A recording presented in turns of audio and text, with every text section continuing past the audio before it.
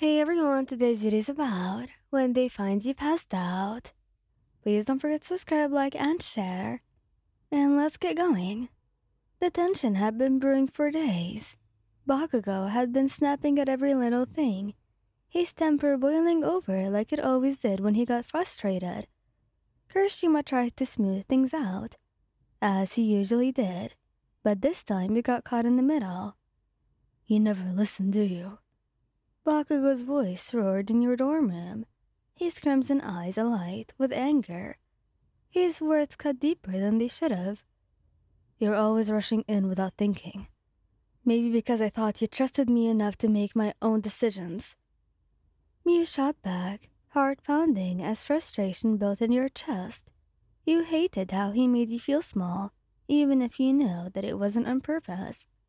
Bakugo's softer voice started to intervene, but he barely heard it through the haze of emotions. Come on, guys. We shouldn't be yelling. Let's calm down. No. You snapped, cutting him off. This isn't about calming down. It's about Bakugo always acting like I'm not strong enough to handle things on my own. Bakugo stepped forward, fist clenched. Damn right you're not strong enough. You think I want you getting hurt because you don't know when to back off. It felt like a slap. Your breath caught, tears threatening to spill, but you refused to let them fall. You were done being talked down to, done feeling like you were always in the wrong. Before either of them could stop you, you spun around and stormed out of the room, ignoring Kirishima's voice calling after you.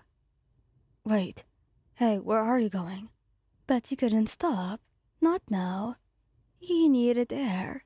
Space, anything to escape the suffocating weight of your emotions. The cold air hit you as you stepped out, running as fast as your legs could take you. Your heart pounded in your chest, not just from the physical exertion, but from the emotional overload. You didn't stop running until your legs gave out, leaning against a tree. You gasped for breath, feeling the chill of the evening seeping into your skin. The world around you spun as adrenaline drained from your system, leaving you lightheaded and exhausted. Damn it, you muttered to yourself, trying to steady your breathing. You didn't want to go back, not yet.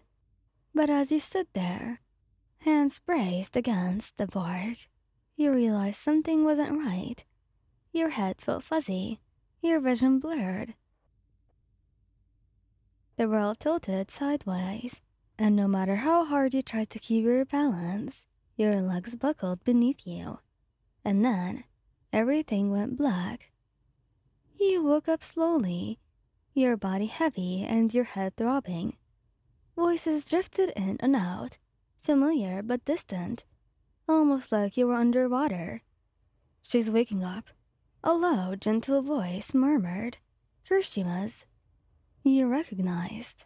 You blinked, your vision gradually coming into focus. The soft glow of your dark room surrounded you, and you felt the warmth of a blanket draped over you.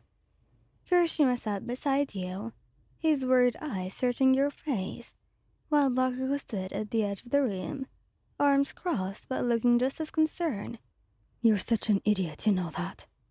Bakugo's voice was rough, but there was an edge of fear beneath his usual gruffness.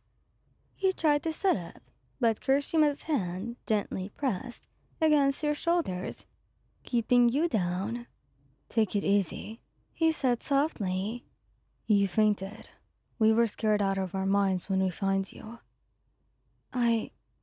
Your voice cracked as you tried to speak, your throat dry. The argument replayed in your mind, and guilt twisted your gut. I'm sorry. Don't. Kirishima interrupted, his red eyes softening with concern. We're the ones who should be apologizing. We didn't mean to push you like that. You turned your head towards Bakugo, who was still standing by the door, his brows furrowed. He expected him to bark at you, to scold you for running off, but instead he sighed deeply and walked over, kneeling next to you. I'm sorry, he said, and it took you by surprise. His voice was quieter than usual, more restrained. I shouldn't have said what I said. I didn't mean to make you feel like you weren't strong enough. He blinked at him, not sure what to say. Bakugo, apologizing. That was almost unheard of. He was always stubborn, always too damn proud to admit when he was wrong. But the sincerity in his eyes, those usually fiery red eyes, made your chest tighten. Kirishima's hand found yours, squeezing gently. We're a team, remember? We don't want you feeling like we don't trust you.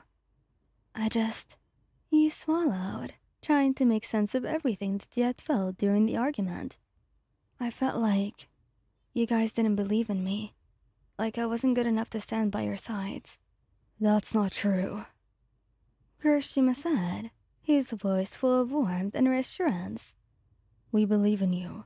We love you. That's why we got worried when we think you're putting yourself up in danger. Bakugo grunted, his hand brushing lightly against your cheek. His calloused fingers, surprisingly gentle. What he said. You're an idiot, but you're our idiot at least, and we don't want to lose you ever. The warmth in his touch and the softness in his voice made you feel safe.